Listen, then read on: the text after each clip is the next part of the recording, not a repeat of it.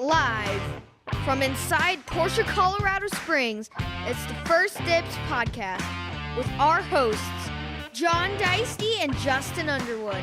Buckle up and let's go for a ride.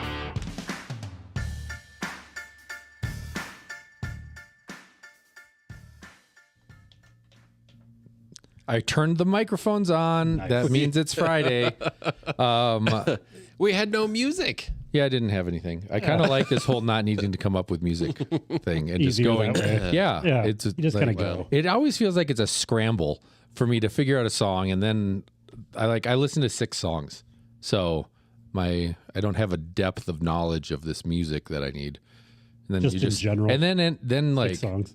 F-bombs and N-bombs show up and B words. And, oh boy! And I don't want to share that with the world. So, well, welcome back to the First Dibs podcast from inside Porsche, Colorado Springs. We've got some special guests with us tonight. Yeah, reporting from Woodland Park. That's right, Mr. and Mrs. Schmidt-Built. Yep, it's us. We have Jason and Kelly. Thanks for joining us. Yeah, guys, good to see you. Yeah, good to see you. We see you all day. This all day long. This is the latest that Jason has been up since May 31st. Yeah. Or thereabouts, or the earliest he's been to bed. Right. Yeah, I'm not sure. Probably both. Yeah. Those of you that listen and know us know Jason. He is instrumental in all things Pikes Peak around here. Yes. So we'd like to touch on that a little bit, and I think maybe hear a little bit about the spouse side and how brutal that month is if you ever get to see each other, if you just kind of check that off the list as he's out of touch. You have to take out the garbage. You have to cook all the dinners. You got to always make the bed. I don't know. We'll find out. By the way, a tree fell on our neighbor's house. Yeah, exactly. Things happen this month. Oh, so good. So this is our Pikes Peak wrap up. That's what I thought. I thought that'd be a good thing. Yeah. So thanks for joining us. Yeah, thank you very much. Yeah. Well, Kelly, how was your month? It's almost over. I know. Yeah. How many more minutes? We're working tomorrow. Okay. And then we're working Sunday. And then maybe we're done. Well, so Kelly, what do you do? I work for Caliber Collision in Colorado Springs, regional manager. And so we're just wrapping up the month. So you're in the industry. Yes. As well. Yep. Wow.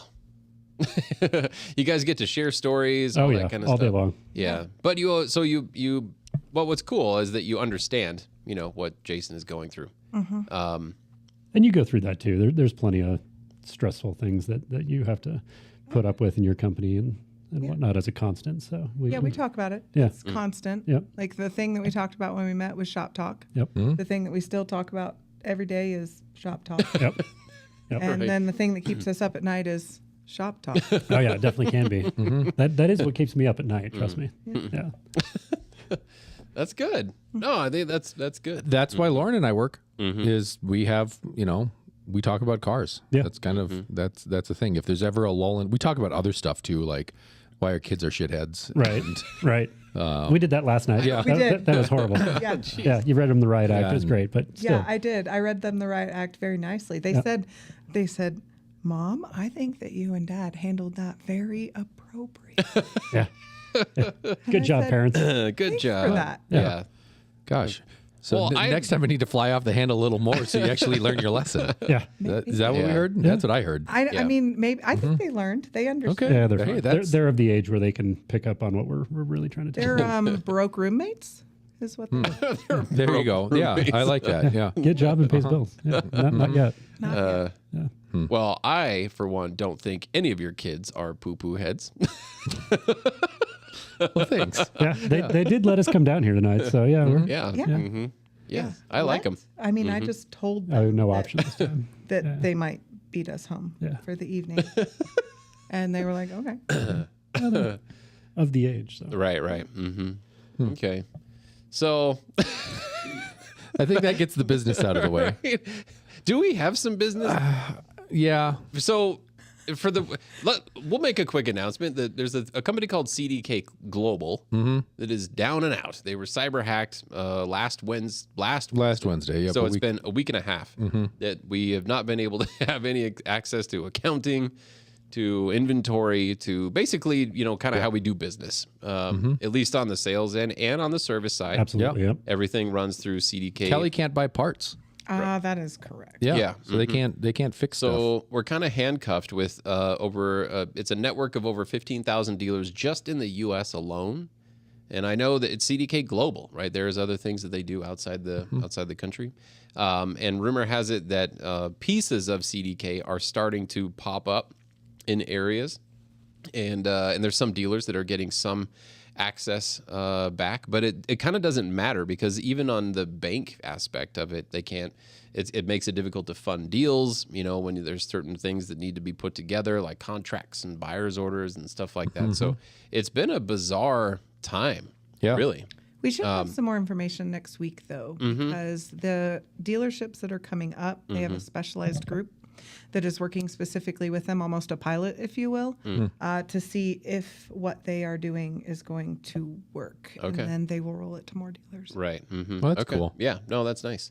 But yeah, the parts side of it, that's a great. It's crazy, just how tied in it is, with everything. Yeah, we're 100% reliant on it ultimately. Day in and day out functions from parts ordering to any of the customer interactions to, Clocking in and documenting. clocking Yeah, out. Oh, yeah, sure. Yeah, Yeah. our time clocks are all based on that. I mean, CDK or ADP was an accounting software originally that they grew into a multifaceted, usable software that 80% of the dealerships, I think, It's it's a massive number. It's a lot. Are all dependent on it. So we're back to basics. A lot of handwritten notes and spreadsheets and trying to document everything until they become live. Right. And then we can put all the data in after the fact and see how much we miss. right. Yeah. That's exactly. that's what I'm going to be interested in is like how long does it take us to catch back up? Yeah.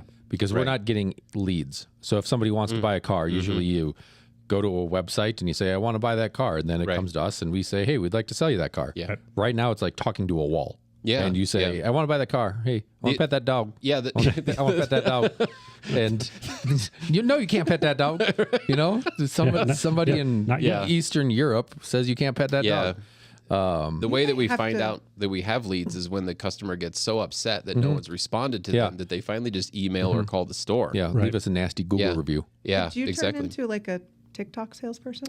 Like all those people on TikTok and like Facebook Well, Marketplace, and you're like live from Colorado Springs. This will Live on actually do that. YouTube. Yes. Mhm. Yeah. Yeah. I mean, that's your solution for CDK for 3 weeks. I guess that's a good point. Right. Should have started a week ago.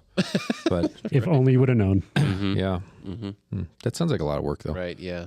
But even with all of the crazy CDK stuff, we're obviously open, right? And we're still selling cars. Yeah. We're still servicing cars. Yep. We're doing all that stuff. It's from the outside, it's almost normal operation. And from the inside, from our side of things, it almost is. Sure. Yeah. We're not holding back. We're still scheduling the same number of appointments. The warranty side of things a little bit different, Yeah. right?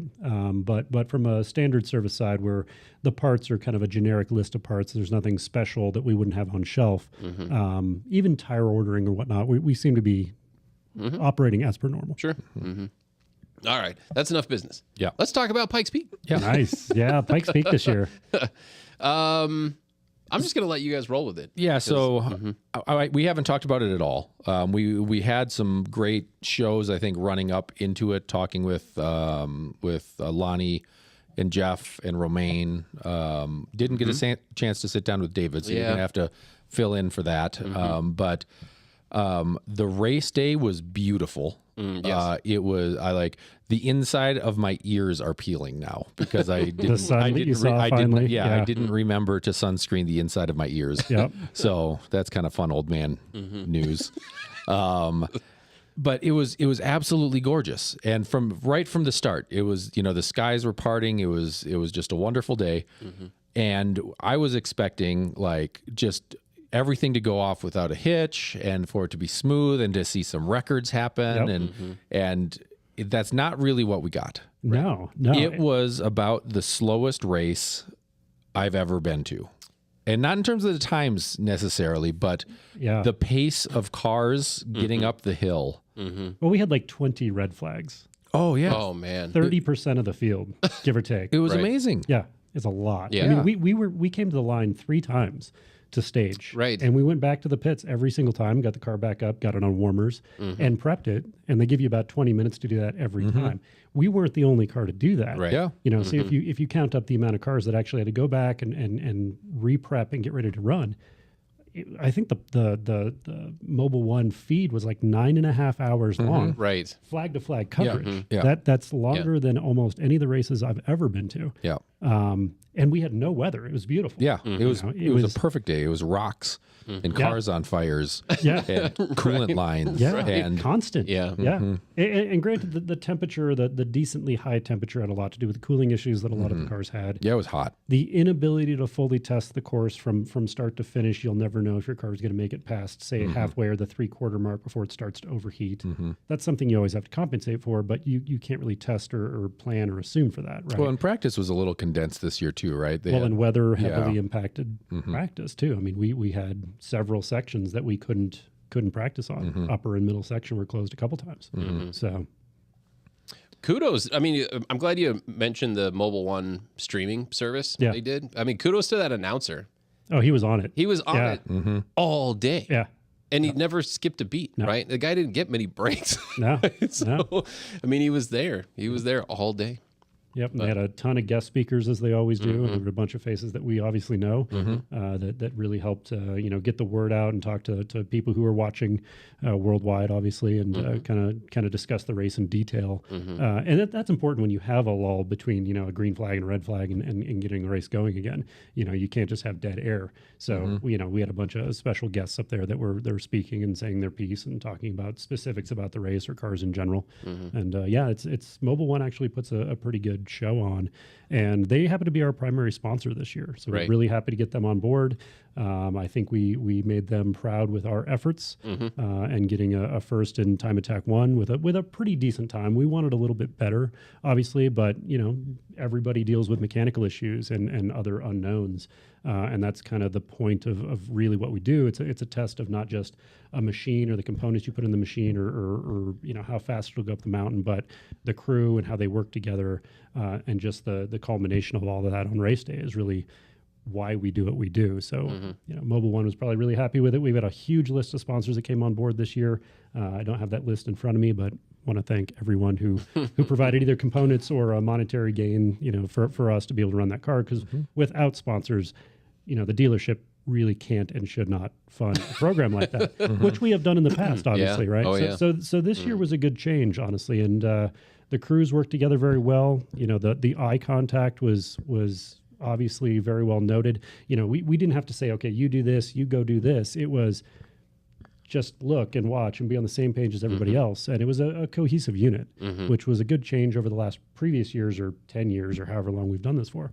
So no, it was good. The program was good. It wasn't without a couple failures and some faults along the way, just like everybody else has. But this year was pretty decent, for sure. I just love that car is your brainchild. Yeah. I think that's really I wanted to kind of, people that listen to us, they hear a little bit about it, but what I kind of wanted to start from the ground up because you've built this car from the ground up. Yeah, pretty much. I've And I worked on keep it showing since, people pictures of it, what it looked like a year ago. Yeah, 2 years ago when it was just a tub. And not it was literally a tub with a roll cage. Yeah, and that was it. Yeah. But I mean, if you can just break it down for the people that are new to our show, but describe what the car is. Right. So it started out being a 14 Turbo S, and just a street car. It was a Porsche press car that we had picked up from Porsche after they were done, toting press, personnel around to say, hey, here's what the new model does. Here's what it is. So we picked it up, I believe, in 15, if I remember right. And it was campaigned on the hill with David Donner, obviously. And the first time I touched the car was 2017. So that was many, many years ago. We ran it sort of in a GT3 turbo trim with some extra bits on it. And that was with David Donahue. His first time on the hill was 17. And then we kind of put the car away for a while and had other chassis to run, but decided to bring it back. We started working it a little bit I don't know that I'd call it a car when you put it away. Oh yeah, no, it was a bunch of parts. There's literally loose parts inside of it, right? It might have had a wheel or two in it and on it. Yeah, I don't remember a hood. I don't remember doors. No. I don't remember an interior. No. I don't remember an engine. Right. I There was don't definitely not an engine. I'm not sure if there was a windshield. There was a windshield. Okay. Yeah, All yeah, right, so But yeah, so it was basically a bare skeleton or what we call a tub of a car. Definitely not functional. It had no power in it, whatnot, no fuel system. But when we got that car back in 22, we decided to make a big push and a big change as far as body work on the car, suspension work on the car. It got a revised, updated engine. Transmission was never modified, really. It had a special tune on it, and fuel system was heavily worked over just to be rule compliant. But yeah, we really rushed in 22 to get that car back together in its most recent look, right? So it has a basically GT3R componentry on it, which gives it all the aero that chassis was really ever built for without going way outside the realm of Porsche production, right? You can go bigger wings or change aero underneath or the frontal aero of the car. But as far as the component that was readily available that we can install on the car, and if we had a crash or damage to the car, we could order replacement parts that weren't just a one-off handmade thing. Sure. We really focused on that in 22, and unfortunately, the weather for the race in 22 was fog, dense rain, poor visibility. So the car made it up the hill in 22, did a pretty good time. But this year was really kind of the testament of what we had built previously, because we had clear weather this year, not for testing, but on race day. So that's really where we wanted the car to be able to kind of stretch its legs and see what it was capable of. And because David Donahue was able to test it further than anyone else has up until now, we actually revealed a couple other inherent issues with the car. Some inherent flex that was causing some brake issue, some brake pad composition that we have to, in future years, kind of rectify. And we changed suspension, obviously, so there was a lot of tuning and adjustment to be done on that. But I think in general, everybody was really happy with the car this year, and it finished, right? So anytime you build a car and you build a team and you say, we want this car to be on Pikes Peak, you ultimately want it to get a checkered flag, right? So you want to go all the way through the week or the month with minimal amount of effort into it. Now, the effort we put in was constant, right? It was 12 to 18-hour days almost every single day for race month, including going to local tracks, doing shakedowns, figuring out, how the car wasn't performing the way that we wanted or David wanted, and making adjustments, changing parts, and then putting it back on the hill for multiple days of testing. So that's kind of the program of what we do. But on race day, you want to be able to get to the line, do very little to the car because you've already built the car. You shouldn't need to adjust the car. It should all be basically a known. The only thing on race day that's unknown is weather. So this year was great for that. And we got to the line 3 times because of red flags and sent it, and David got a pretty decent time. And that's kind of the end of it. I mean, a lot of the other teams had a lot of issues. The attrition rate was massive. Right. Yeah, A lot of cars didn't finish. A lot of cars broke. There was a couple crashes. One during practice testing and one on race day that was very close to us. And the race isn't easy, but we do it for a reason. And it's a testament to ourselves as a person, as a crew, as a company. Obviously, we try to put a car on top to make Porsche look really good, because that's our lifeblood. That's what we stand behind. And Mobil 1 is our oil sponsor. Obviously, they heavily funded the effort. And we try to make everybody proud, and I think we did pretty well at that. I think so. Yeah, I think you've got a pretty amazing crew. we do. Yeah. I mean, Richard Miranda, right, coming all the way out, like They drive out all the way from Arkansas Yeah. all the time. And then we have Travis, Brendan, and obviously Kelly. Kelly was working on the suspension. Yeah.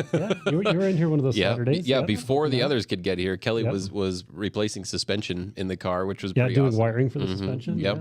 And Billy. Yep. And Alfred. And Alfred. Yep. And obviously Joe. Joe Yep. lends a hand. So those are the primary guys that always help out. In previous years, we typically run more than one car. 3 to 4 cars we're heavily involved with typically. And this year, luckily, we only were able to focus on the one, which meant that car as a product was much better and more complete on race day than maybe previous years where, you crash a car and you have to put, 10 guys on that car, and the car that is well suited to continue racing, you kind of don't do some maintenance on or whatnot, or you assume that it's going to be fine, so you can actually focus on other things. But yeah, we put together an amazing crew, and it's kind of our standard guys. And then in previous years, when we run more than one car, we always bring in additional guys. And all those guys this year were like, hey, we want to help. And we're like, we'd love to have you help, be there in spirit or come up on race day and join us. Absolutely. But we don't have a place for you to actually turn a wrench or put a tire warmer on or, even move stuff around in the trailer because we've got that squared away with only having to run one car. Right. Yeah.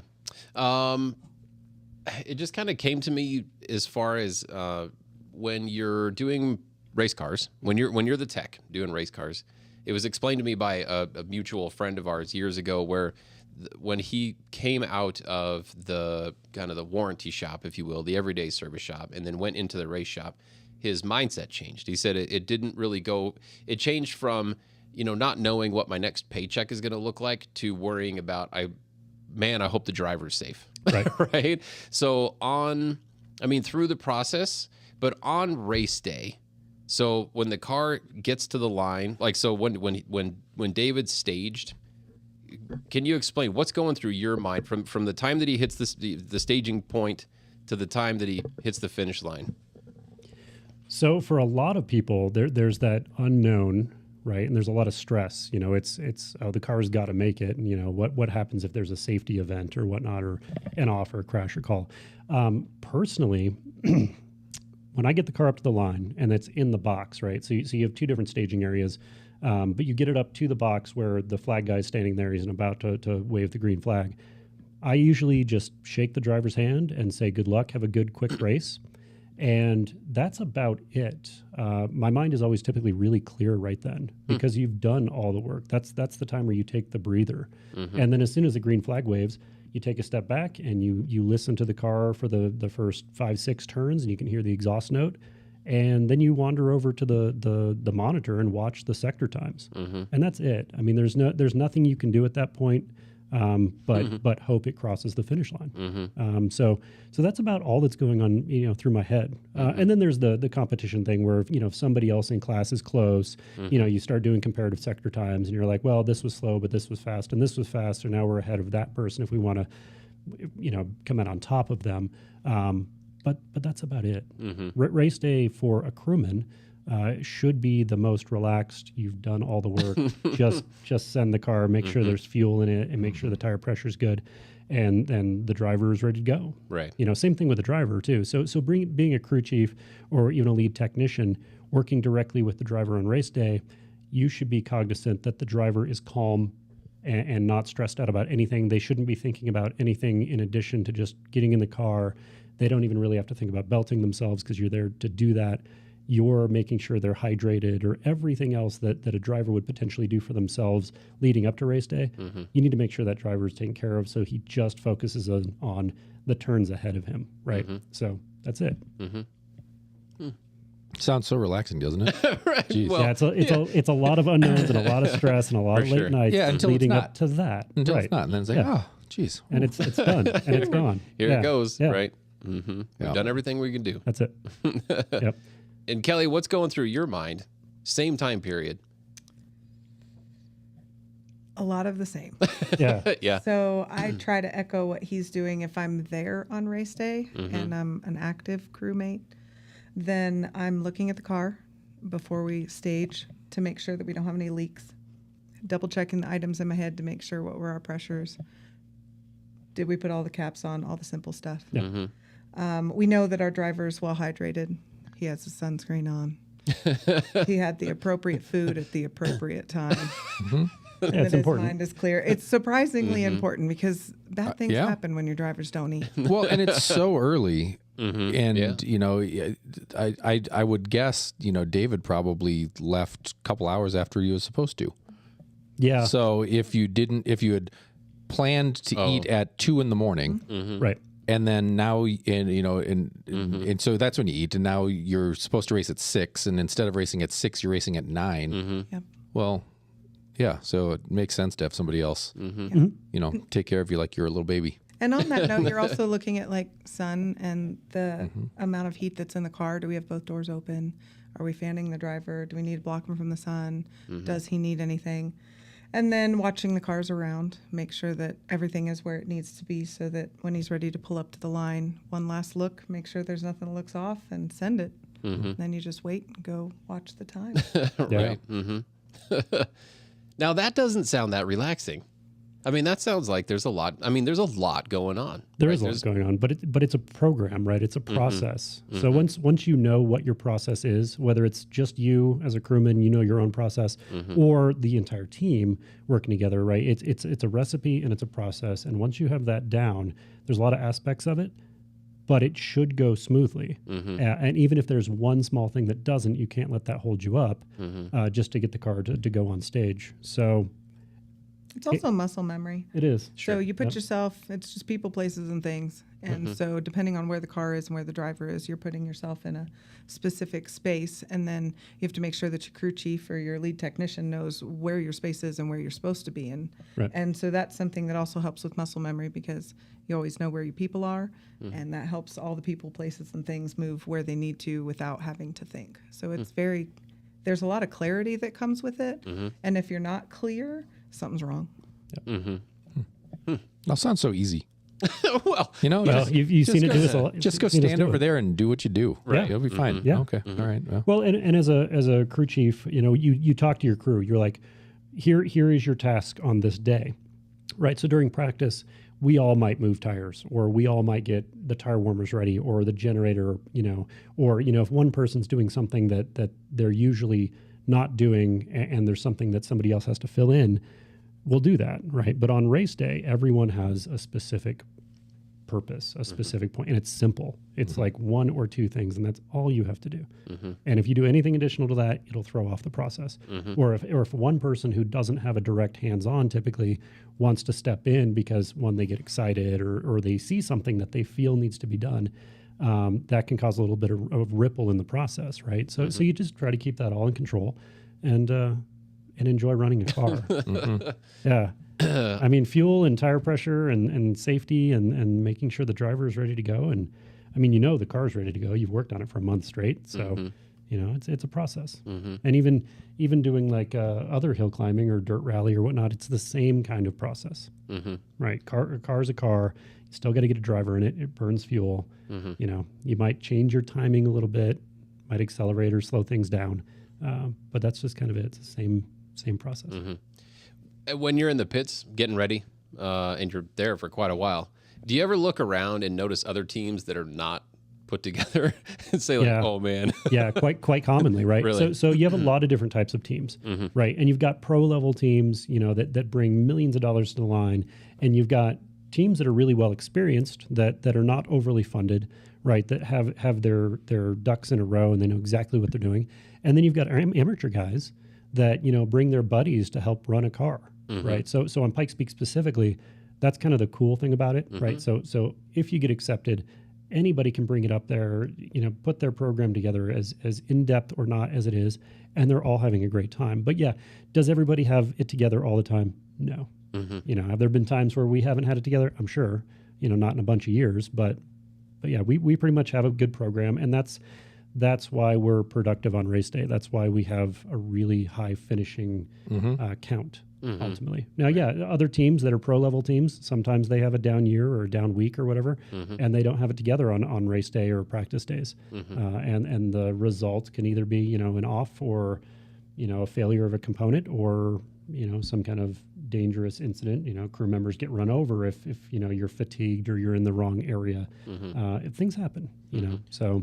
Yeah, I thought that was interesting listening to Fred talk about, you know, just how many teams end up like building their car the month of the race, and how that just kind of made him nervous as a driver and thinking, you know, like, this is the point where I want to be figuring out the tuning of the car, not figuring out, you know, do I need these brakes or that brake or this, you know, spoiler or whatever it is. And I mean, I think, you know, when you get to a pro level driver like David, you know, he's making his own parts. He's coming up with this stuff. That's probably more towards the tuning side than the building the car, but we had a couple cars that were like still getting engines and stuff like that. Yeah.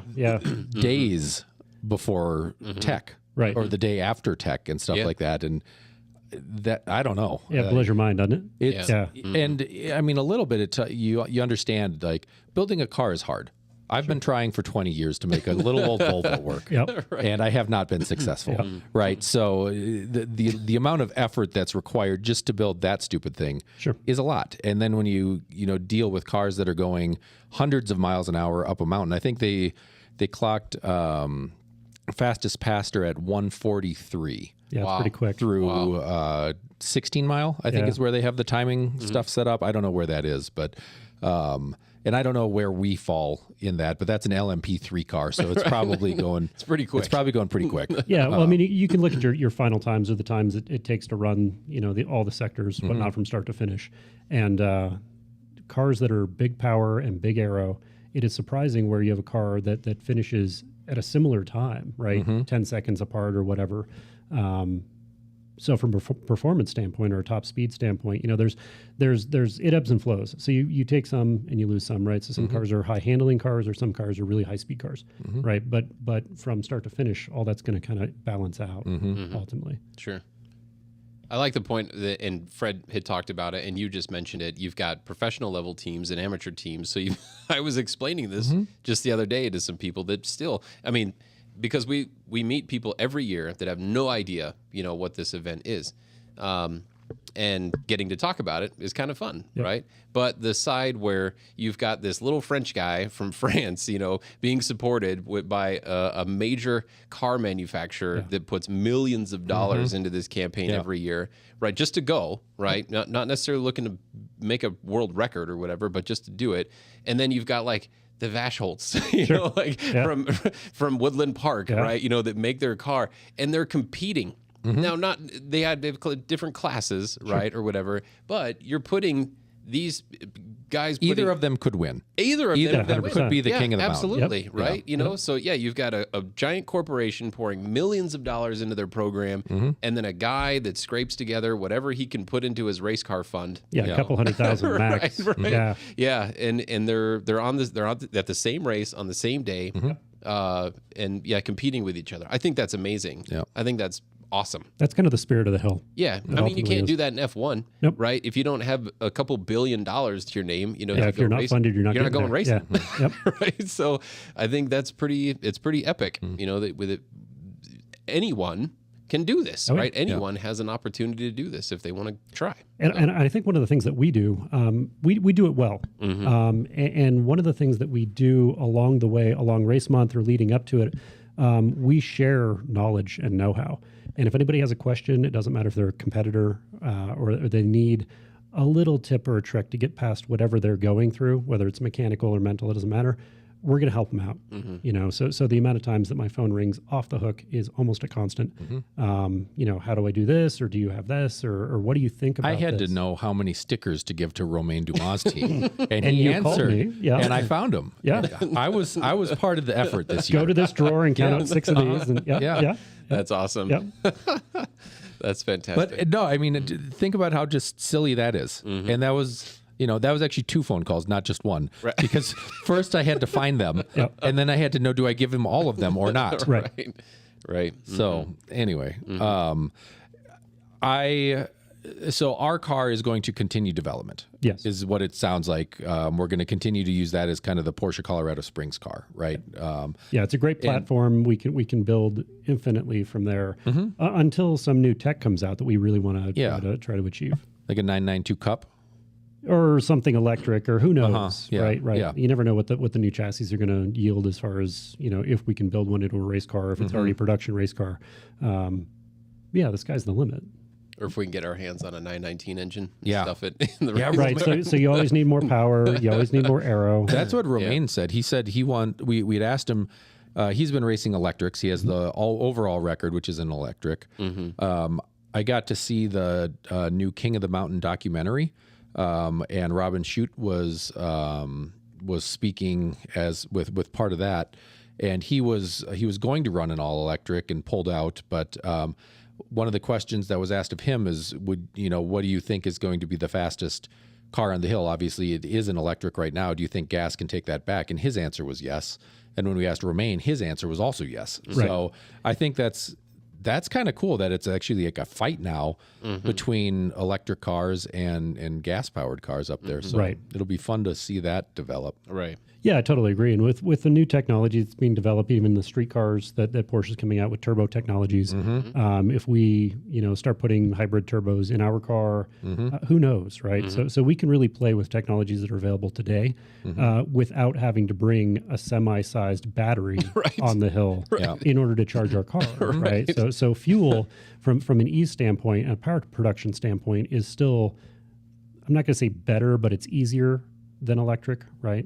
Power density, right? The amount of distance you can travel for a ton of fuel Correct.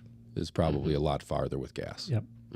Yeah. And I mean, we'll bring 20 gallons in 4 jugs in a trailer and a race car and run it.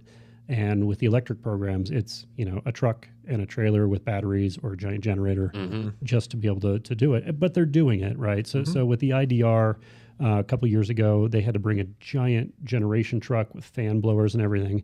And that's, even for electric, it's becoming more simple, right? So the last couple years, it's simply bringing giant batteries on trailers, right? There isn't that giant support vehicle, and they don't have to cool the batteries cool the cables and the batteries during charging all so much, like what they had to do for that effort when Volkswagen was up there. Right. And that was a massive effort, but they did it, right? And that really proves technology. So that's another thing we're doing. We're not just racing a car up the hill, we're implementing not well-known or well-known technologies, but using it in that capacity to prove the fact that it can be used for racing. Right. Right. I wonder, I got in a little trouble, we talked about it briefly, talking about autonomously driving up Pikes Peak. Oh, Yeah. geez. I wonder if that's something that needs to be tested. So- is racing up Pikes Peak and just pushing go on your car. Do you remember, I don't know if it was the Grand Tour by then or if it was the old Top Gear, but Jeremy Clarkson did a drive in a BMW that was a beta test, but Jeremy did a lap around their track at 15 miles an hour, right? So he drove the perfect race line, but, he hit like record basically, Yep. drives the perfect lap, just creeping around, but, hit the marks, everything. And then it was like, he had to sit there, more or less hands crossed or, holding on to something and hit the play button and the car takes off, right? And it's guided by GPS and inputs or whatever, but it does the lap, like the fastest lap, that the car is capable of doing based on whatever algorithms, and this comes into play with traction, G-forces, all that kind of stuff. And the car did this amazing lap. I mean, this was a street car. It was like I don't know if it was an M5 or a 3 Series or something, but anyway, it did this wicked lap. It did it faster than the Stig could do it in the same car, right? Because it was autonomous. Right.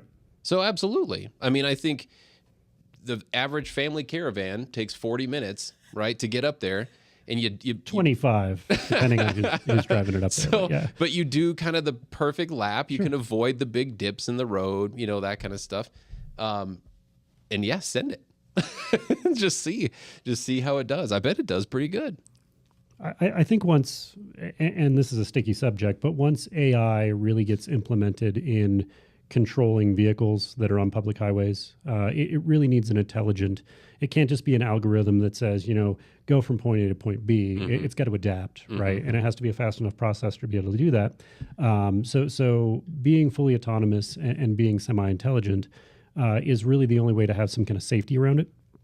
Right, because most autonomous cars in testing, they're going to stop in the middle of a red light because the camera is obstructed or something, or it's going to run into a bunch of pedestrians and just stop. Right, so it can't just be the standard autonomous vehicle going up there. But in the next 10 years, are we going to have an exhibition class that sees an AI car that has self-drive go up there? I think it absolutely should. I think it'd be amazing for the technology to be on the mountain. Are people going to like it?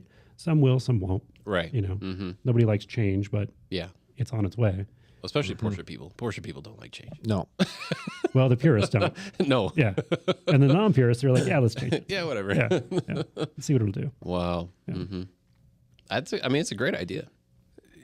it just, I think computers can do a lot better than we can, but I don't, I don't think they're anywhere near being able to do what, the Davids and the Romains of the world can do at this point. They can move power from the left wheel to the right wheel, but I think there's something different about the mentality and understanding what's I can't think of how many things they have to process in their head to know what that little feeling is, and I don't know how you program that. How do you tell someone to do that? It has to be self-programmed, right? So it has to be a learning system. It has to be AI to essentially do that. But ultimately, when it comes down to it, it's the spirit of it, right? So the spirit of having an actual driver behind the car and to either make a mistake or not, right? That is the outcome of having a human behind a steering wheel, right? So that's the spirit of racing. And if you're going to put a full computer behind it, it might as well be on a screen in some virtual world because it's almost the same difference. We'll see how that turns out. But. What would we do without a Randy Pope story? Oh, I know, right? Yeah, he's got all kinds of great stories. Yep. Whether he's launching a Nissan GTR over a pond, or if he's loosening his harness to wipe the windshield of a car he can't find the defrost button for. Right? During a race, the fact that they just dropped him in.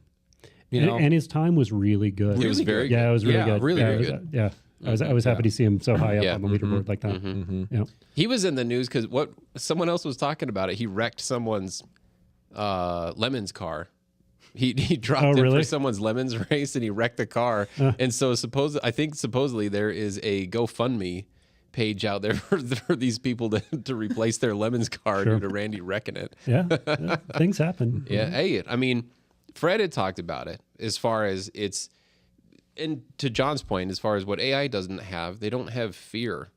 That's not a thing you program into a machine. And whereas in drivers do, you have to, a little bit. And then that's part of the mental challenge is when you approach that limit of the fear zone and then being able to overcome that and exceed what your comfort level is.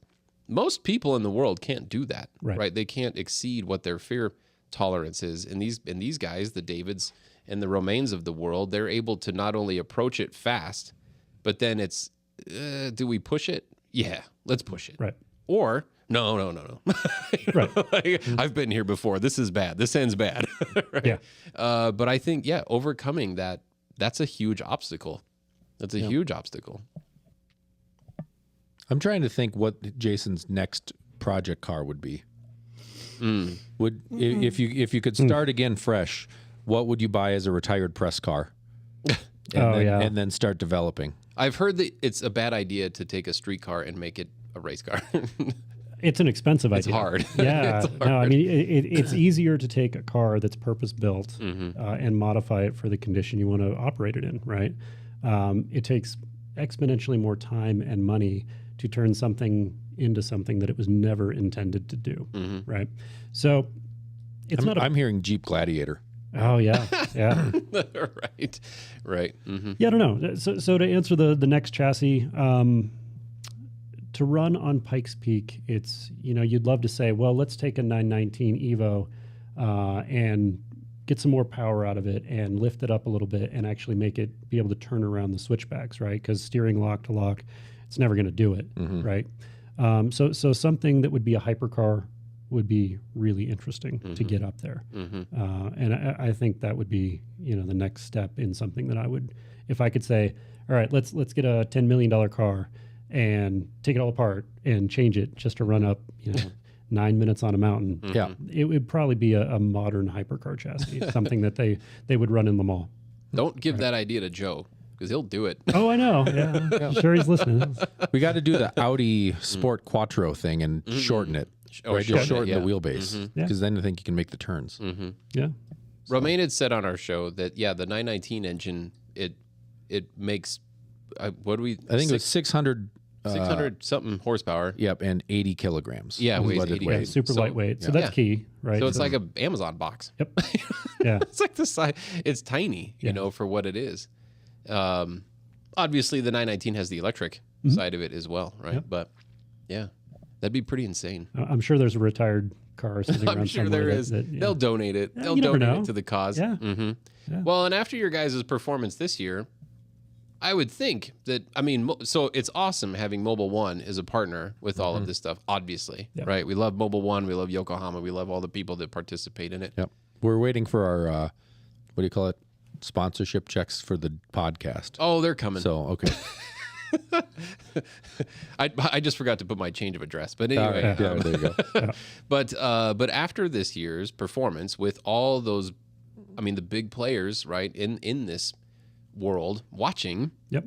you had a stellar performance. Yeah, we really proved something. So for sure. I think there's more. I mean, I don't know how else to say it. I think there's more people that want to get in bed with Porsche Colorado Springs and Jason Schmidt as far as making their race car do well. Yep. So it'll be. I'm excited to. Glad you clarified that. Yeah. Jeez. We better get their names. You heard it Get to here know first. Bed's taken. Yep. Yeah. So yeah, we'll see. And once again, yeah, big shout out to Mobile One, but Yokohama, who brings multiple trucks and a huge amount of crew and an ungodly amount of tires out to this event. Nobody can do it without them. There are other tire sponsors out there, but they're the reason why we partner with them is they're by far the best. And we're on the phone with them and emails back and forth with months ahead of time, making sure that everybody gets what they need. We provide an adequate amount of space, hopefully, to their operation. They bring tire guys and tire machines and big support rigs. And then up on the hill, they've got a big setup for a winner's circle if you're running Yokohama tires. They provide X amount to a purse if you're running the tire. They're present during Fan Fest, which is massive. So they're as much part of it as anyone is on the hill, and they have been for many, many years. Yeah. We like them. Yeah. Yep. They've always been really cool with us. Yeah. Fun people. Very fun. Absolutely. Just fun people. Yeah. No, I like it. I mean, I'm super excited how you guys did this year. Very much so. You should be extremely proud of yourself. Yep. And then be extremely proud that you have a partner in life that lets you do this stuff. Well, she does it with me She more shares it. often than not. This year she had an engagement with the kids that she had to be out of town for, but otherwise she would have been up on the hill as much as possible. And you had a lot of support this year, so you Yeah, we had enough. Yeah, yeah. But previous years, you had been up there and helping out with the 935 and a couple other things along the way. And, Right. And then when we do non-Pikes Peak related stuff, you're there every second. So it's pretty amazing. Yeah. You have quite the resume. I mean, we're talking, we're dropping names. Yeah. And these are names that John and I have been able to talk to. Granted, these are names that you can just call. Oh yeah. Or they just call us. Yeah, we don't have to call them. Yeah. Yep. Yeah. They're sending you text messages like, hey. Yeah, 9:00 at night. What do you think about Yeah. this? Can I drive for you guys? I don't know. We'll see. Yeah, no, it's a good time for sure. So No, that's amazing. What else we got? Vacation. Oh, we should, right? Yeah. Yeah. So Yeah. the biggest thing about Pikes Peak is a lot of people don't realize you're racing for 9 minutes to 11, 12 minutes or whatever on race day, and that's it. But it's a month or more lead up of practice and adjusting and setting and going and doing shakedowns at tracks. But then there's the year lead up, right? So the rule of thumb with Pikes Peak is as soon as you get a checkered flag, you start thinking about how you're going to build the next car or modify the car that you're running. It needs at least a year to do that right. Otherwise, you're down to the last minute. You're building a car in a month or 2 months or a week, right? So if you plan it out accordingly, you need all that time. So when do you stop? When do you take time for family? When do you take time for, when you take time for vacation, or even house projects, because leading up to that, you put everything on the back burner, and then you got to get back onto, doing the things that are actually important in life. Which is, whether it's taking a break and having a breather and going to an island or whatnot, which we did last year. That was great. Right. We're going again to an island. Yeah. That's later in the year. Yeah. That's awesome. Yeah. But yeah, so vacation. It's been a rough month. Yeah, it's been a month. So Glad it's over. we'll either take a local vacation and just kind of catch up on house projects or, go camping or something super low key. But unplugging is really important, getting your mental capacity back. A lot of people don't realize what it does physically, right? You get tired and you're taxed and, your back hurts for 3 years after the event. But mentally, we all notice that just having a cognitive conversation where you're not just saying yes or no or I don't know or having a blank stare, it's really difficult. You lose brain power over the month.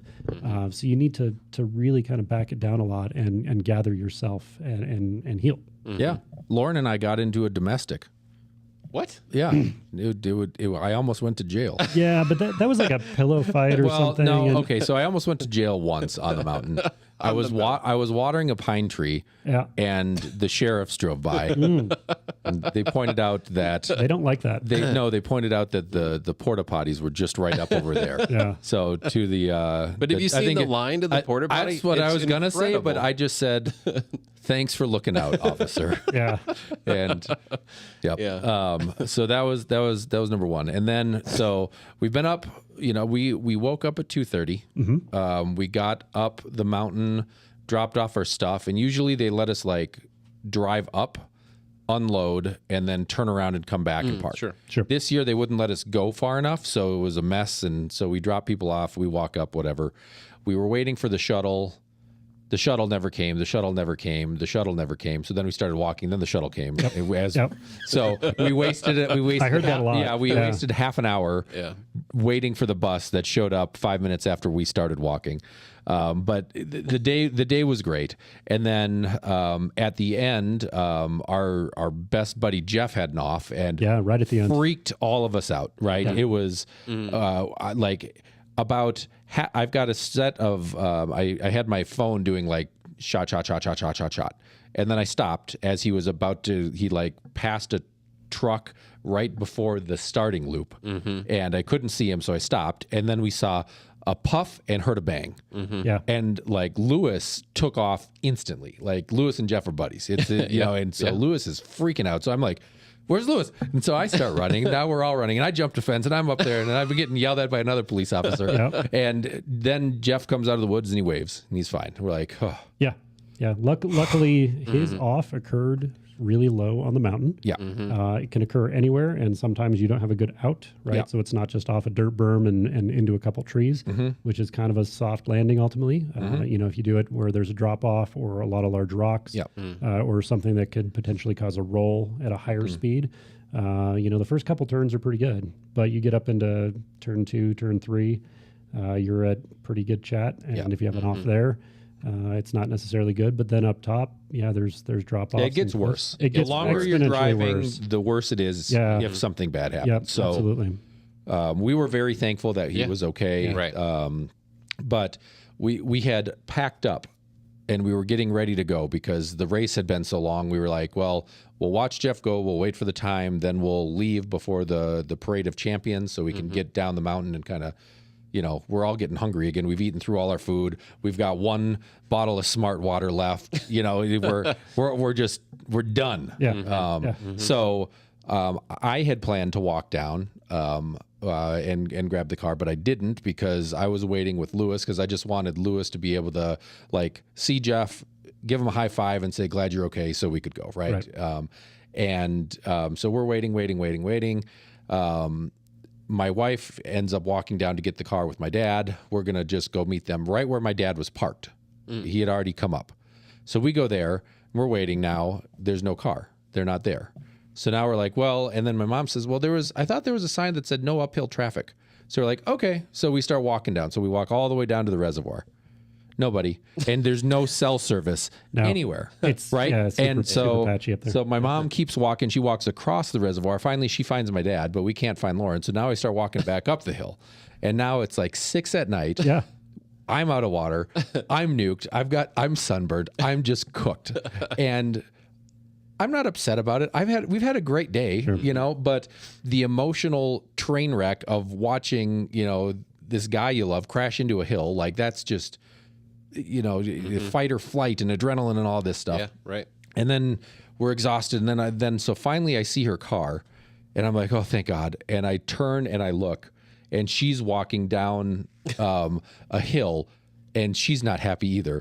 And she says, don't even fucking start. Nice. And I don't respond in the nicest way either. And we start just kind of going back and forth a little Yes, bit. Yeah. exactly. Yeah. We were fine. I don't Sure. think we weren't swearing at each other. Neither of us were Much, mad at each other. But there was no energy left in us Yeah. to tame it down. Yep. And so a paramedic walks over, and also Break it up. also Lauren is parked in now. She pulled in. She had to come up this dirt road, pulls in, and then now race cars are all blocking her in, so she can't leave.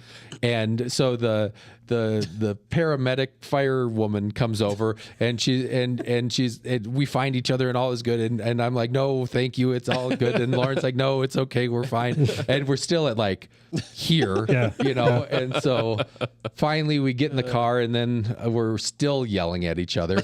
And the fire lady comes over and knocks on the window, and she goes, "We're about to pull the fire truck out. If you guys get behind us, Get right behind it, follow get it right down." behind us, Nice. and if they ask, you're with us." Yeah. And so we did, and it was all it's Oh, fine wow. at that point. But wow. that was another like 45 minutes of delay between me walking down the hill and back up the hill, and then us.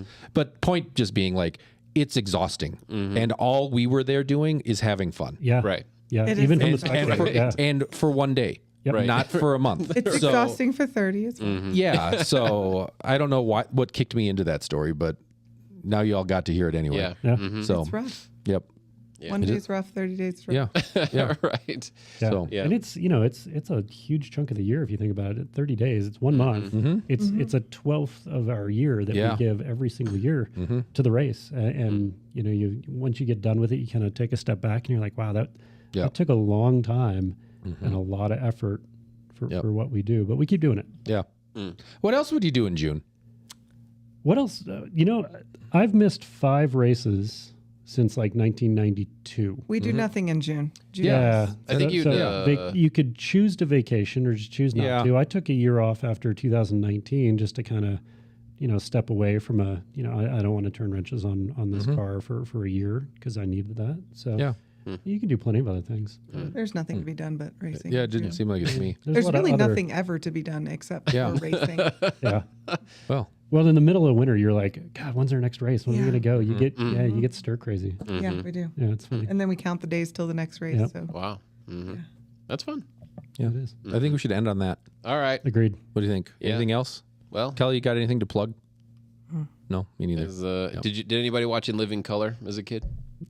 Briefly. There was a old married couple, and we're still together after all of your guys' bickering back and forth. Yeah. Yeah. Anybody that used to watch In Living Color will Yeah. get that. You know what? You know what helped me blow off my steam is driving our new Cayenne hybrid down the mountain too quickly. All right. And what I found out later was that one of our guests who was in the back seat with us does not do well in cars.